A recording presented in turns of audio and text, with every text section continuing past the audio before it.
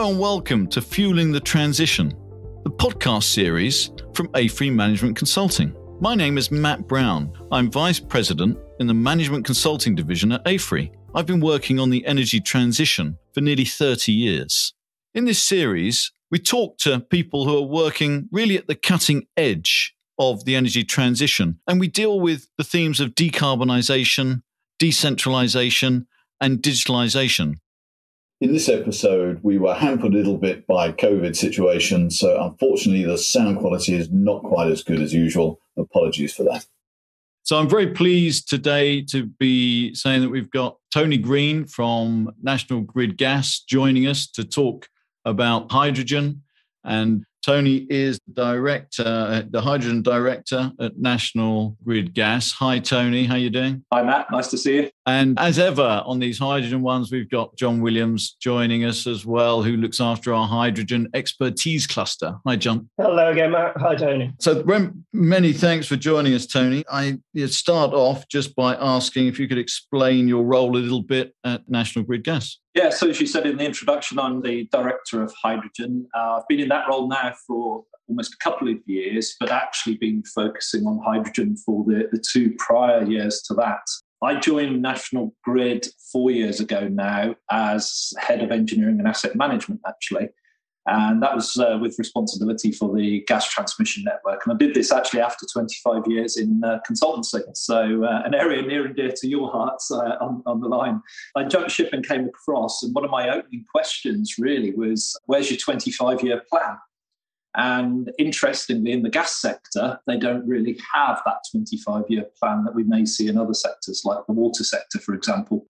And it's just a difference in the way the industries are regulated and the way they're managed. And my next question was, where are all your hydrogen projects? Because I'd been working on various hydrogen projects, looking at distribution and so on when I was in consultancy. And there really wasn't much going on in the transmission sector. So my opening question there was, can we actually put hydrogen into the transmission asset?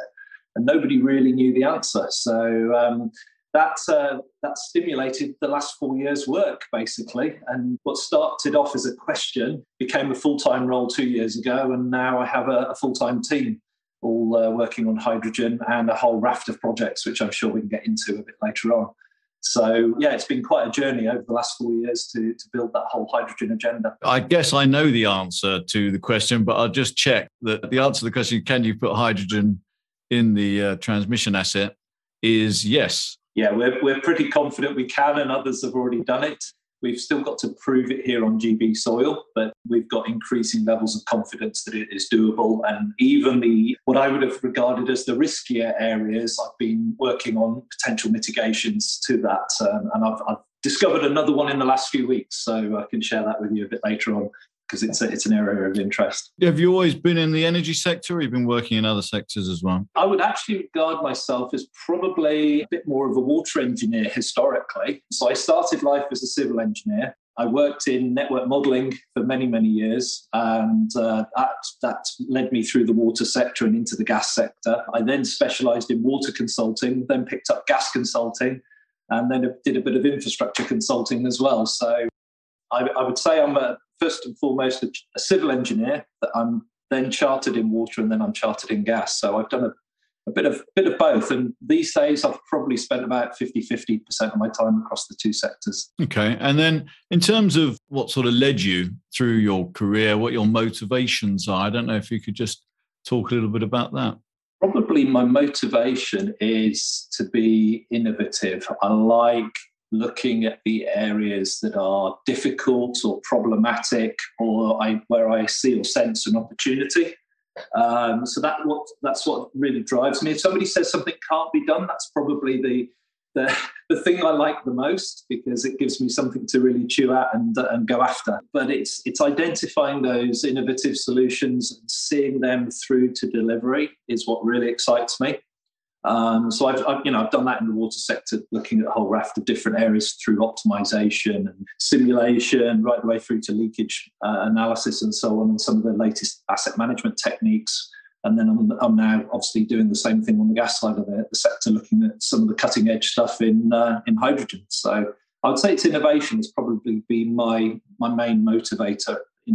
That's the key thread through everything I do. Do you get bored easily? I wouldn't say I get bored easily, because I've generally got a whole pile of stuff in front of me that I want to explore. So, if I get bored with one thing, there's usually something else to pick up and move on to the next one. So, no, I wouldn't say I get bored that easily. And in terms of, wider role, National Grid's role across the power and the gas side, then what's important, would you say, in the role in decarbonisation? Is there any tension between the power and gas roles of National Grid? I wouldn't say tension. I think obviously people will represent their I'll call it their silo, where they are based and more passionate about. But those people that actually look at what's needed to get to net zero, you need electrification and you need a form of storage in terms of molecules. And the two actually go hand in hand quite well.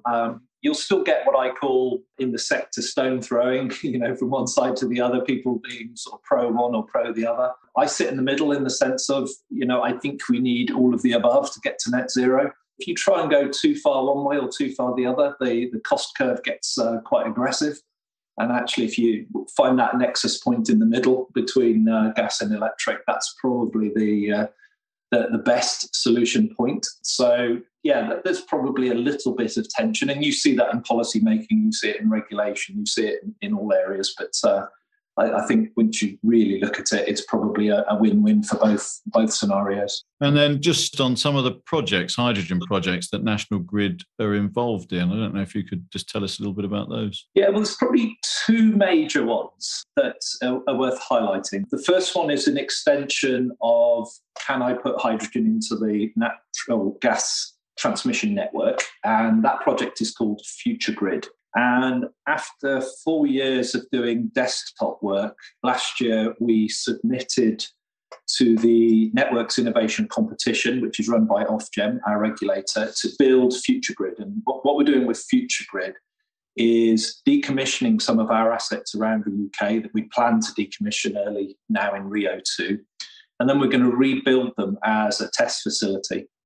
So we're decommissioning a whole entry point, a whole exit point, line pipe, block valves, slam shuts, control and instrumentation kiosks, everything. And we're bringing it all into a site at Spade Adam in Cumbria.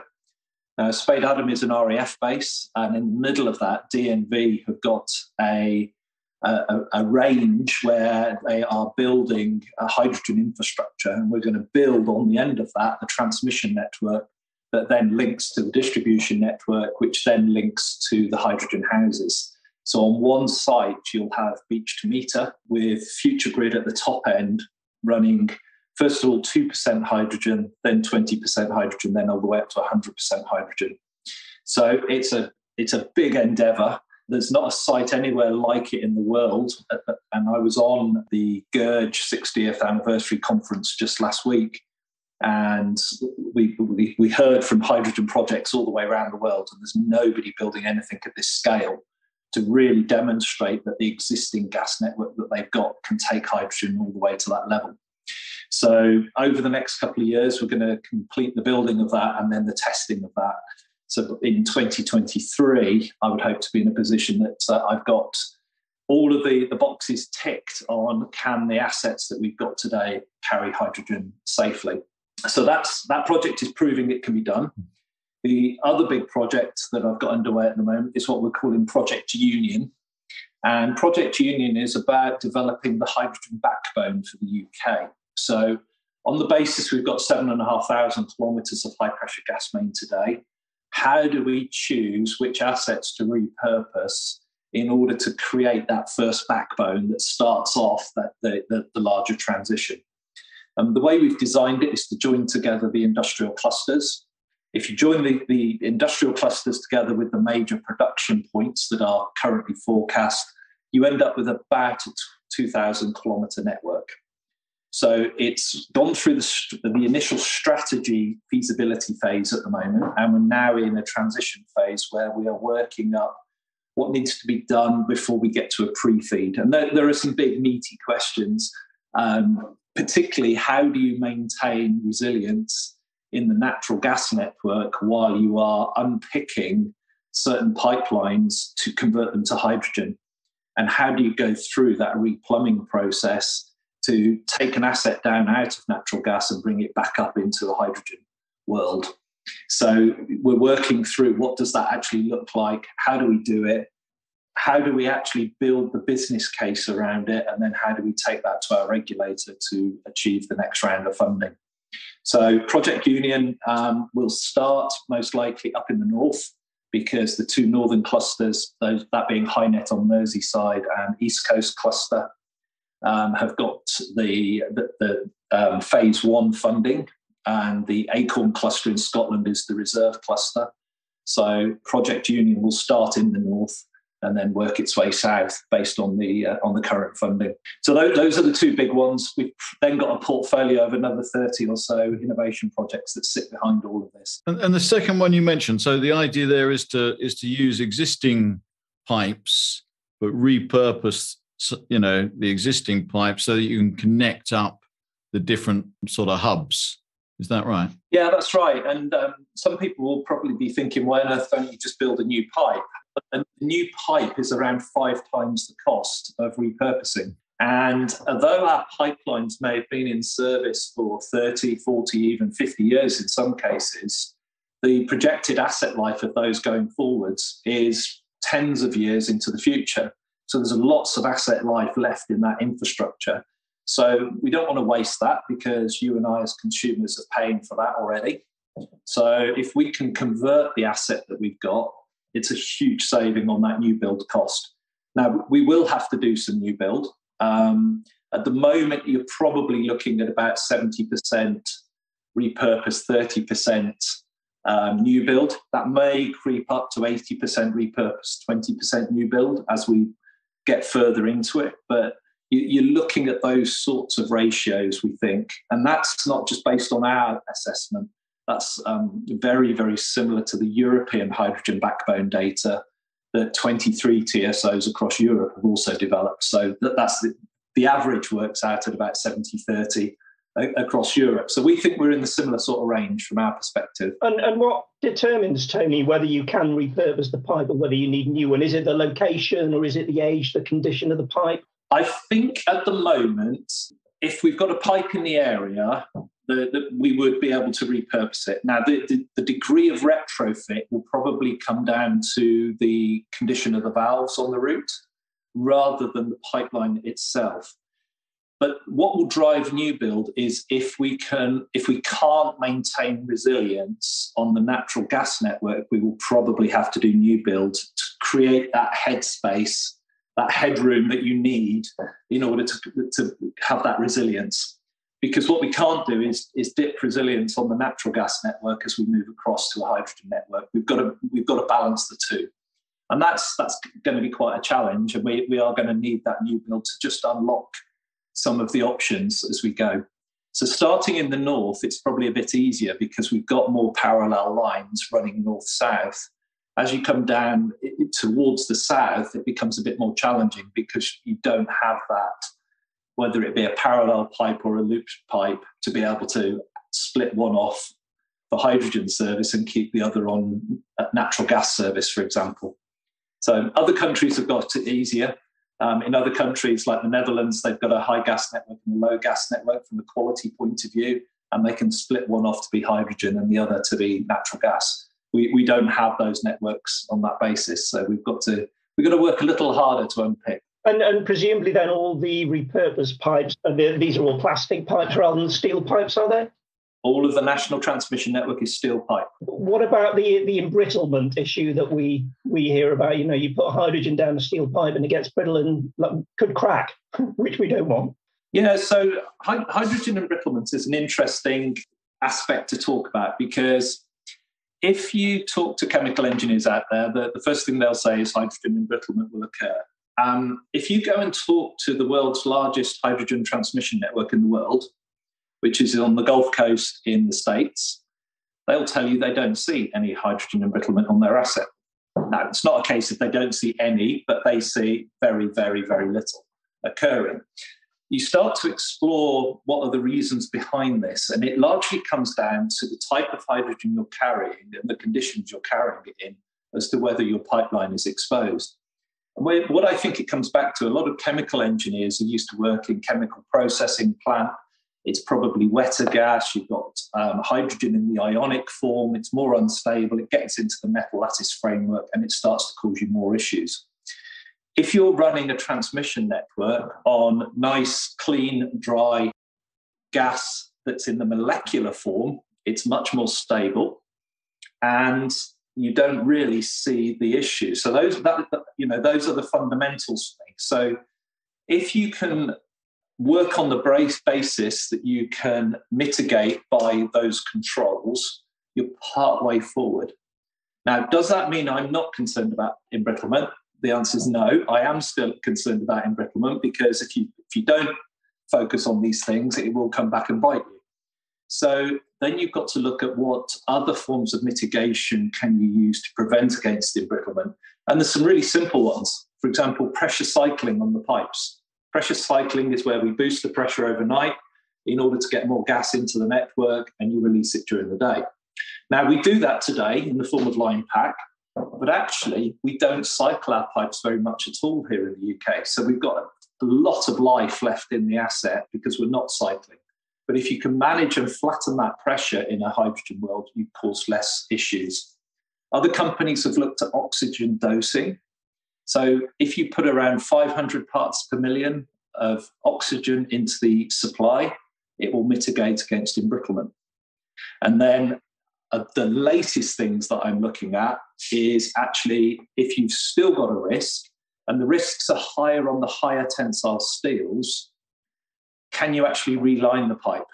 And this is where my experience from the water sector comes in, because we've been relining pipe in the water sector for donkey's years. And you could go down a polyethylene type liner, but what I'm really interested in are some of the epoxy liners that are impregnated that will actually prevent the reaction on the surface. So I'm tracking a number of compounds that are under test at the moment. But the latest development that we're beginning to look at is can we actually utilize graphene as the reliner? So that's quite an exciting opportunity, because if you can actually reline with graphene, graphene is impermeable to hydrogen. Ironically, you actually use the natural gas to produce the graphene in the first place. So I love that circular economy argument of that. But if you can actually utilize graphene, you could actually put an electric charge down that layer and it becomes a smart pipe. So the one thing you want to prevent against is cracking, and you could potentially use the graphene to monitor, are you seeing any cracks occurring in the pipe? So that's my latest project we've just awarded in the last few weeks, and we're looking forward to seeing if that will actually work for us. So just an example of where, people have said this can't be done. You go out, you find potential solutions, and there's still some challenges along the way, and the higher tensile steels have been that challenge. And just in the last few weeks, spotted that in September, and we've let the project in November to start exploring that. So we move at pace. If we see an opportunity, we go after it. And we are leading the way in that space across any other TSOs across Europe right now. I have to ask, the stupid question is, what else can a smart pipe do? Anything, or is it just the monitoring? Essentially, a smart pipe just allows you to interact with it and you monitor it. Now, I'm not a scientist and I'm not into all the things it can do. I just ask the questions and I get the academics to tell me what it can do. And when I ask the question, could you put a charge down it and tell me if there's an issue in the pipe, the response was, yes, we think we can. I'm ready for them to prove it to me now, which will be fantastic. Yeah, that would be amazing if you could be monitoring live, I suppose. Well, what about the other parts of the network? You mentioned some of the valves. In terms of the properties of hydrogen, how it differs from natural gas, we hear about it being a lower energy density, so you've got to push it through the pipes at a faster velocity to get the same energy out the other end.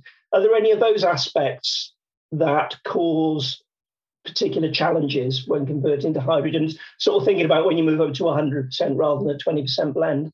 Yeah, so you're absolutely right. The lower calorific value means we need to shift approximately 3 times the quantity to get the same energy. And that's just down to the energy density of the gas. Velocities is the one thing that we have got to keep an eye on, because high velocity in the gas could pick up dust in the pipe.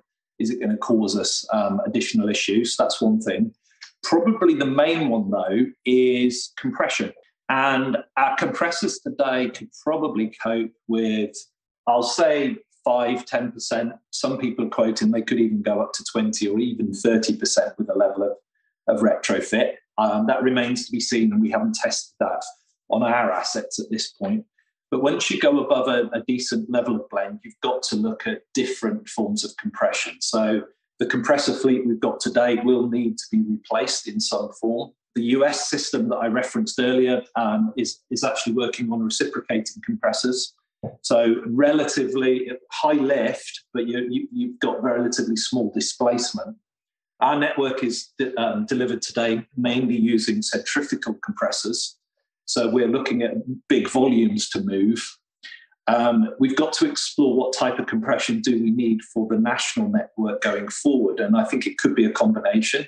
I don't think we will end up having to shift large quantities of gas from the tip of Scotland to the tip of Cornwall in a hydrogen world, which is the way the network is designed today.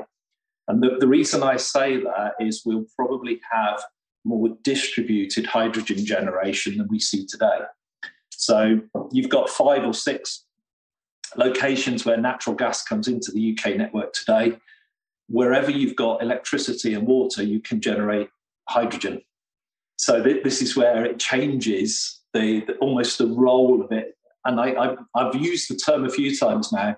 It almost stops being a transmission network and almost becomes more of a balancing tank, in the sense of you're taking on hydrogen where it's needed, where it's in surplus, and you're delivering it where it's needed. And that could be in a similar locality rather than large-scale production at one point and having to push it right to the extremities of the network at the other side. That will evolve, and we still don't know where all of the production is going to be, of course. And this is one of the big challenges. How do you design against something where you don't know where everything's going to be? So we're exploring the options at the moment on compression in particular to see how ready can we be. And what we're trying to do is work out what are the no regrets decisions you can make today and work towards what will be the result in the future. And the types of compressors that you might need then in the future, are they existing technology, or are they going to need to be new developments in compressor? You can go and buy both reciprocating and centrifugal compressors that can run on hydrogen and move hydrogen today. Probably in some cases, maybe not the sheer size that we would go to. One of the challenges with centrifugal compressors is when it's running on hydrogen, you need a lot of speed in the compressor to get the compression you need. And that's down to the density of the gas. When you've got a wheel moving that fast, it creates a lot of heat. So you've got to be able to get the heat away. So a smaller unit is easier to get the heat away than a very large unit that we would use today. So those are some of the challenges we've got to explore. That's what the OEMs are looking at from the unit. So there may be opportunity for more development in the future in that space as the needs of the sector are really identified. But it could be done today with smaller units and more of them. So from that point of view, I think there's a solution already there, but there's room for more in the future. Okay, fascinating. Coming back to something you mentioned about the transmission system being a balancing tank and about distributed production of hydrogen. So you could then, wherever you've got a decent renewable resource, so, the solar farm maybe down in the southwest or southeast, offshore wind, maybe again up in Scotland, so there's a requirement to bring some south. How easy would it be for those smaller hydrogen production facilities to inject either into the distribution network or into the transmission network? Do you see a role for those smaller scale production being able to feed in? Yeah, I do. And I mean, it's very akin to the biogas facilities that you see today. We see biogas coming onto the distribution networks, and we've also got biogas coming onto the transmission network today. So there's no reason why that same philosophy doesn't work for hydrogen, whether it be small scale or large scale. We've had a number of potential developers contact us with schemes asking how much hydrogen we can take at what points. We are working up a blending roadmap, which starts to identify how much hydrogen we can take and where and by when. So we start to put a framework around these things for folks. Chances are the distribution networks will be ready before us, and government have given them the target of 2023. Bear in mind the distribution networks have got a largely plastic network. They're working on slightly different challenges than we are. But on the plus side for ourselves, we carry a huge amount of gas in our network. It's pretty cold today. I haven't actually looked at the data, but we're probably moving something around 300 million cubic meters of gas today in the UK network. If you've got a hydrogen production facility, you've got to go a very, very long way to get to a decent percentage of gas flowing down one of our feeders. We've had a number of schemes ask us how much hydrogen can you take, and they've told us how much they might produce. And in one situation, it was actually below the rounding of our modelling tools when we analysed the amount of gas flow that went past that facility. So that's just an illustration. It was a small project. There will be much bigger projects, but just an example that you do need a lot of hydrogen before it starts becoming an appreciable blend on the national transmission network. Do you think it would fit better then to have, big scale, with the existing infrastructure we've got, big scale CCS projects producing hydrogen from the natural gas feeding in, would that be a better fit? I think we need both. So the way I describe this is we need deep decarbonisation of industry as fast as we can if we want to get to net zero. The best way of doing that is blue hydrogen production from steam methane reformation around your industrial clusters. So those industrial clusters are largely on the coasts already. You've got natural gas to those locations. You can reform the gas and get the decarbonisation there. Spin-off from that is you can start decarbonising then between those clusters, utilising the backbone that I mentioned. But I often describe blue hydrogen as a transitional technology. It's good. It delivers about a 95% capture rate if you're using particularly the water reformation methodologies. But if you go to green hydrogen, you've got 100% green hydrogen at that point. So all the carbon's captured. You're not producing any carbon at that point. So for me, green has got to be the future. Now, the challenge at the moment is, yes, we've got a gigafactory in the UK. We've got a second one coming. Those need to be running at full pelt for many years until we start making any dent on the amount of gas that we actually need going forward. So I think we need all the green production that we can get our hands on and keep that pushing forward. We also need blue.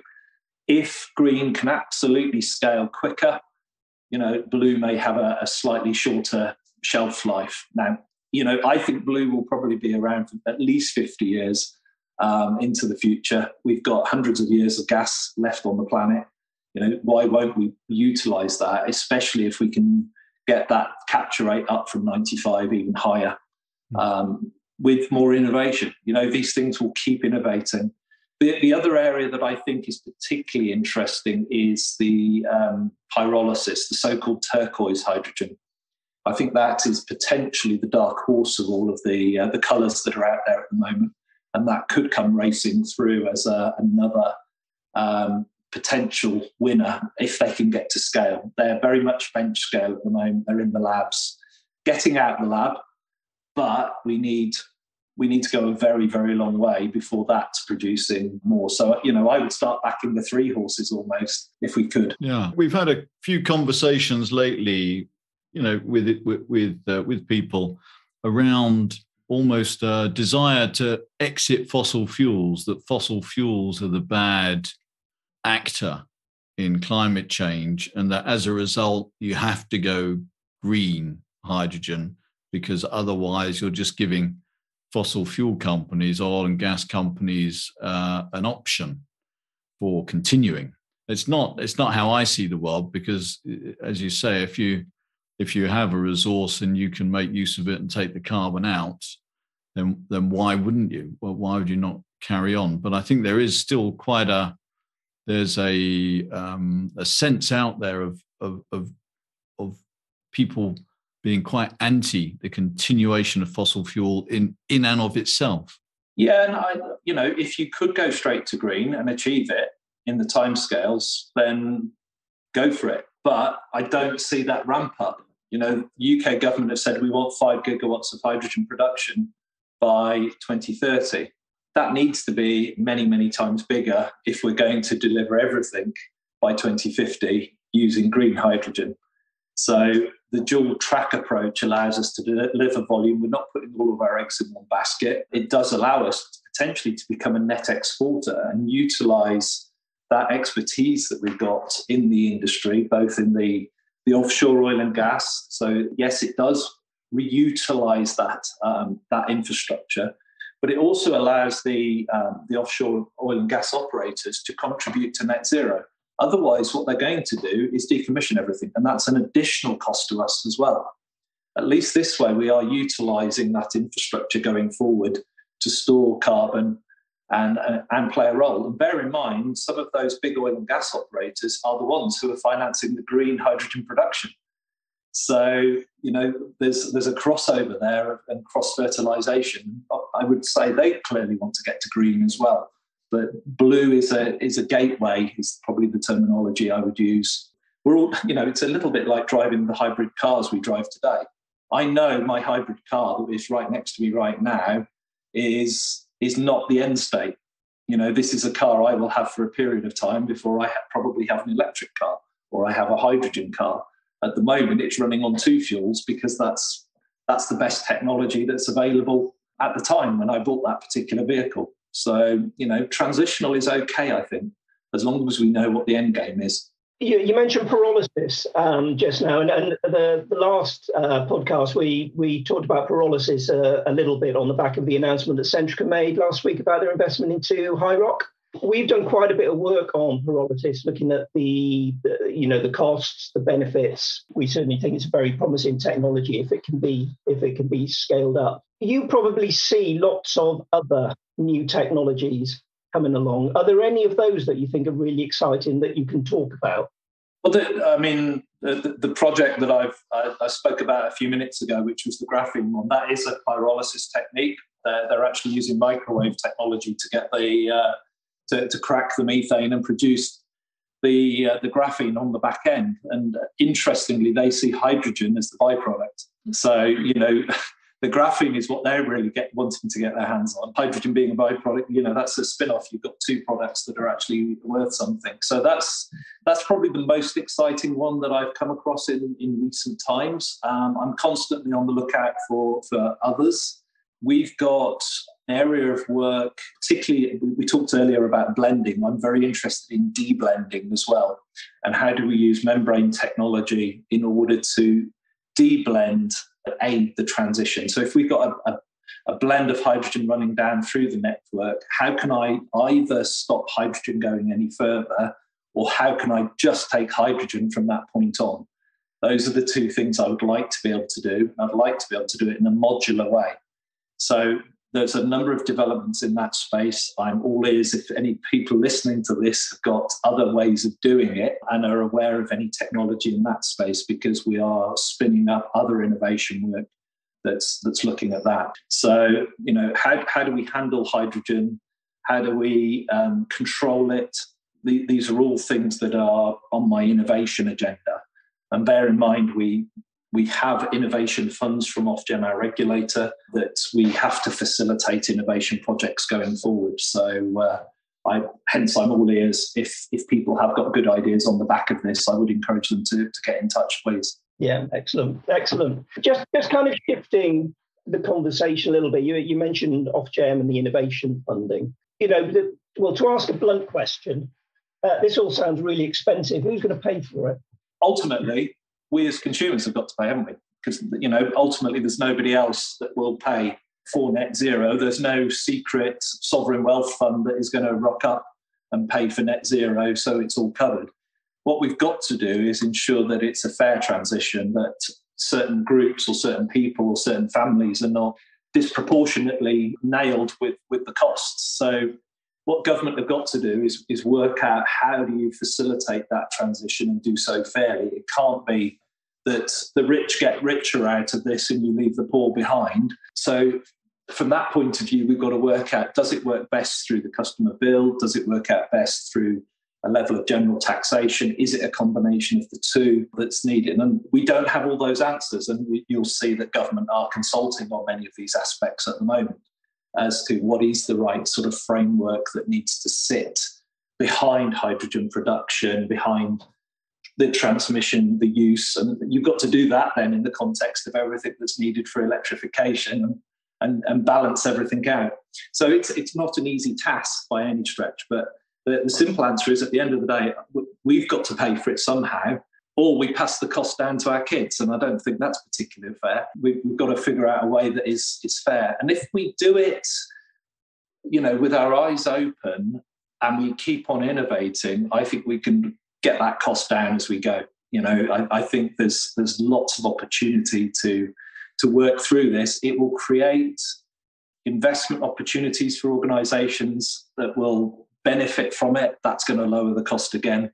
So, yeah, one way or another, we've got to pay for it, but there will be benefits along the way as well for organisations to help pay for it. Public and private, I guess, is the answer. So for a company like National Grid, obviously, you're a regulated infrastructure company. How does the way you're regulated, how do you think that might change as, for National Grid gas, as they need to operate existing gas assets under a particular regulatory approach?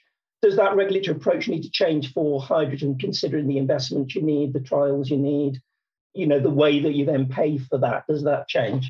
So let's start in the way we've got our funding at the moment. Ofgem have been terrific moving into RIIO2. They've taken the net zero focus. They've given us innovation funding to focus on the hydrogen projects. They've created the Strategic Innovation Fund, which is a £450 million fund focused towards clearly identified challenges, but the whole net zero agenda is the core essence of that.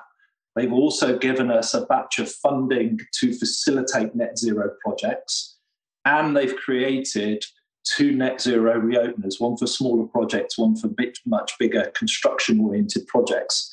So the hooks are in place for us to work with the regulator in the current form, and that's in this 5-year period. All of that is in place. So, they've very much listened as to what the need is. Going forward as we head towards RIIO3, the chances are there's going to be more needed in the way of construction. And that's where there will be more risk on us as we move toward spending much larger amounts of money as we start to look at asset conversion, some new build and so on. So the question there is, does the higher risk part of our work command a higher level of risk-return reward equation? Is it sitting in the same regulatory environment, or do they get separated? We don't know any of the answers to this at the moment. This is an area that will have to be consulted on, and we'll see where that goes in due course. But I would think there is good reason for having it where there is a different risk-reward equation that is applied to those newer assets as we make that transition. Okay, that's really interesting. Jeff, one thing you mentioned earlier on, sorry to keep jumping around, one thing you mentioned earlier on was how National Grid are kind of leading the way in terms of European development of transmission operates. Obviously, we've seen the hydrogen backbone vision that all the TSOs were involved, or most of the TSOs were involved in. And a bit off topic, but has Brexit changed the way that you cooperate with some of the continental European TSOs? That's a great question. And the first meeting we had after Brexit was really interesting, because I kind of came to the meeting almost a little bit sheepish, not knowing how we were going to be received. And I can't remember who it was on the other side. But the gist of the statement was, you might no longer be in Europe, but you're connected to us with a pipe and the energy's still flowing through that pipe. So let's just get on with what we've got to do. And I thought that was a lovely way of just settling the scene. You know, we are still an integrated energy user in Europe, and we've got a role to play. Now, certain things coming out of the European Union will obviously have to change, because we can't sit on certain committees because things don't get worked up in that sense. But we've still got very live, active connections with our TSO colleagues in Europe. One group that we are a co-founder of is the H2GAR group. H2GAR is a horrible acronym, but it stands for Hydrogen Gas Asset Readiness.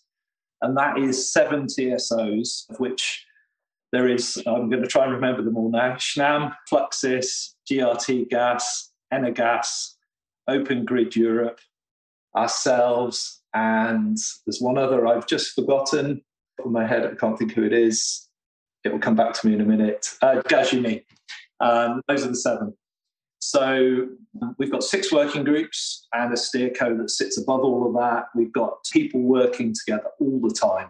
The Brexit changeover didn't impact one little bit. We carry on as we were. And I hadn't heard of that group. So is it one that will be public facing, or is it more kind of internal within the TSOs? That's a great question, because we've been very much internal facing. I often say there's not a consultant in sight in that group, because it is just internal people working together. We have had a conversation around how do we make that more externally focused. We were talking about it just recently.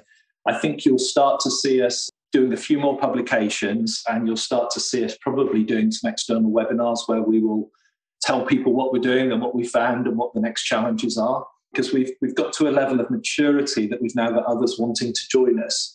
And the challenge is, if you're small and nimble as 7 TSOs working together can be, we've been very successful. The moment that group starts to bloom, it gets more and more challenging to move at speed. So we're trying to retain the essence of being quick movers, but then try and open up so that we benefit from others as well. So we're going through that, I'll call them a little bit of growing pains in that sense at the moment. We're trying to carry on doing what we're doing, but then sort of reach out as well. So watch this space, but you may hear about it a bit more. Just kind of talking then about that European cooperation. We're expecting this year to see, some proposals come out of the Commission about reform of the gas markets in order to try and help facilitate the integration of hydrogen.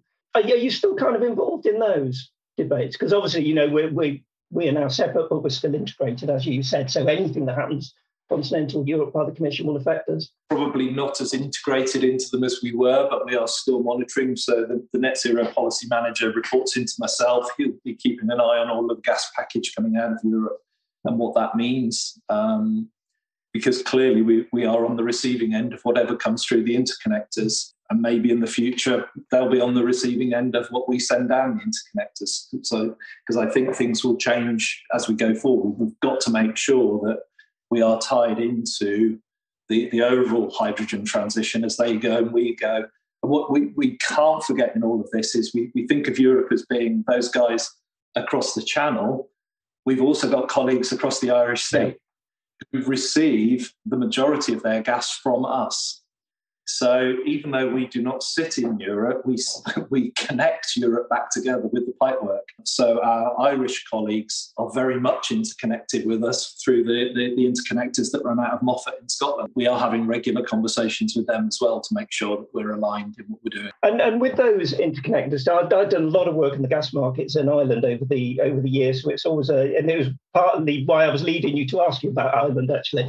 Are there any issues with the interconnectors? Obviously, they've got a couple of big compressors that are feeding those interconnectors. If, you went up to a blend of 20%, are they okay with that on their side? I guess their pipeline network is relatively new. But any issues with the subsea pipelines carrying hydrogen. I mean, those aren't our pipelines, so I can't really comment on those. I've not heard of any concerns at this point, but yeah, clearly they're not our assets, so it'd be inappropriate for me to really comment on those. But you're right, the main part of the Irish network is a lot newer. I was actually involved in some of the early modelling for podcast back in the day, doing some of that. So yeah, I know how recent their assets are in comparison to our own. Okay. Hydrogen wholesale market, just to change the subject again. How far do you think we are away from a hydrogen wholesale market, and what do you think we need to try and get there? That's an interesting one. And in the stakeholder engagement we've actually done for Project Union, one of the key things that has come out, the market will only really start when you start connecting the production centres. So if you've just got point solutions where you've got production feeding industry next door, you don't really have a market. Once you've got pipelines opened up which link multiple producers with multiple potential users, that's your opening, really. It's not that viable to be tankering hydrogen around to create that sort of artificial market, because the particularly industry uses an awful lot by volume of gas.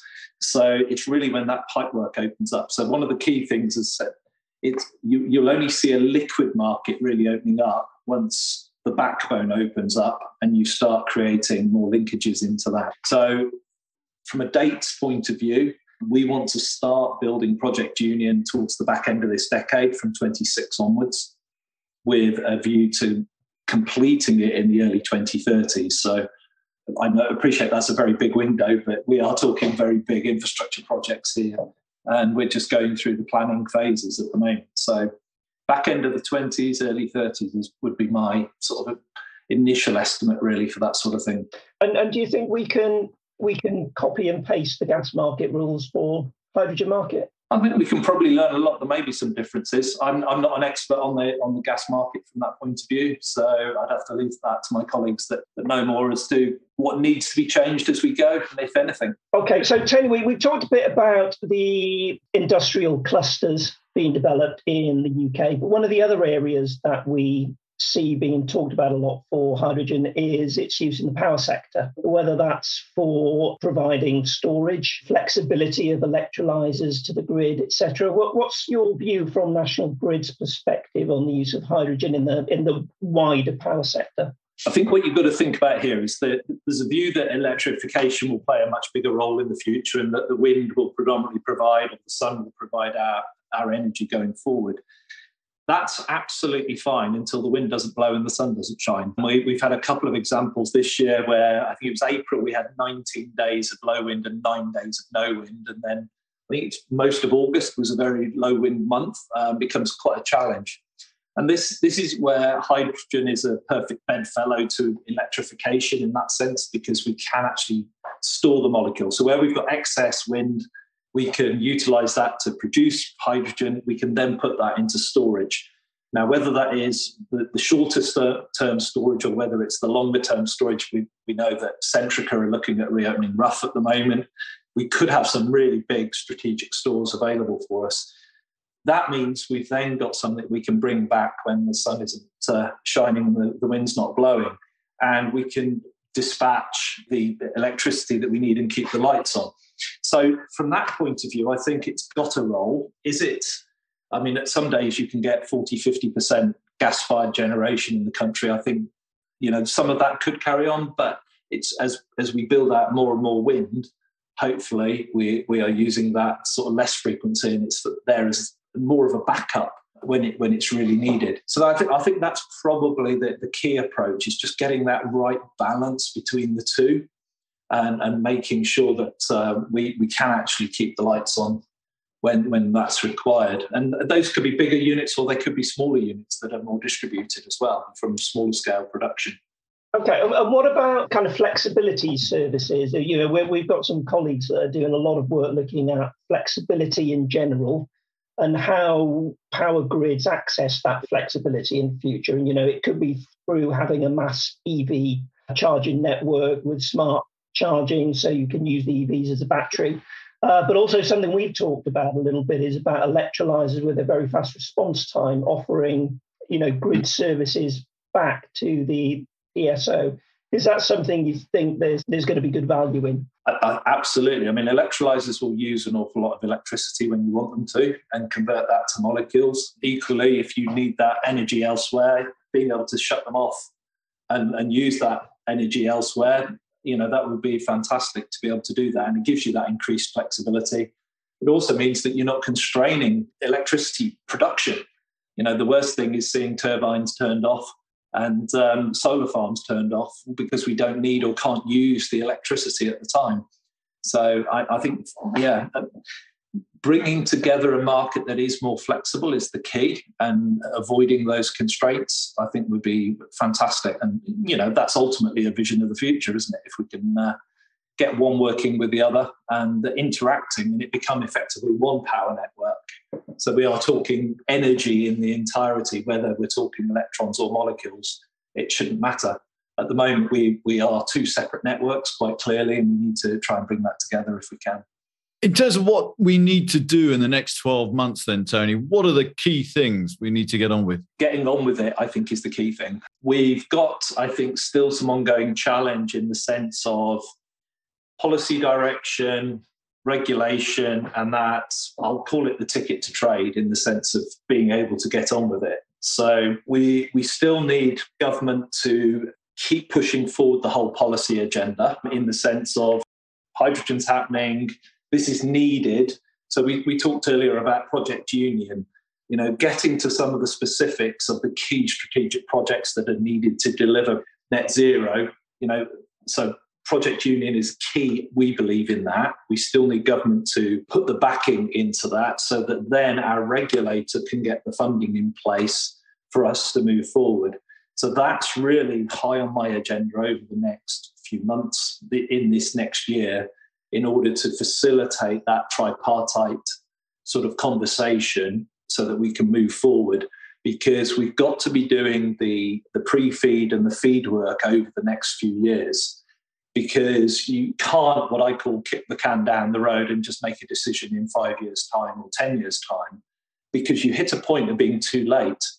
If we want to actually transition assets, we've got to do that in a phased and controlled manner. We can't just kick the can down the road and then in 15, 20 years' time say, now let's turn to hydrogen in the network, because we just won't be able to do it that quickly. You've got to be able to take methane out of an asset, repurpose it, bring it back up in hydrogen service, replumb people, big engineering term there, replumb people onto hydrogen and get us moving forward. And that, that's going to take time to do. So, we've got to get the decisions in place, we've got to get the finance in place, and then we can get on with being engineers and do the engineering bit of it. Consultants, you'll know how long some of these projects will take. We've got to have that time to actually deliver as well. So I think it's about, I used the term earlier, getting the no regrets decisions made now and recognising we know where we're going, i.e. net zero. And then there will be some in-flight movement along the way, because innovation will come along. There'll be different ways of approaching things. The market will determine how much hydrogen, how much electricity, different projects will develop.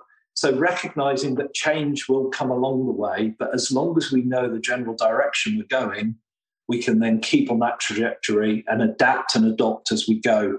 Because if we try and sit down now and develop the perfect solution, I can guarantee in 20 years' time, that will not be a perfect solution.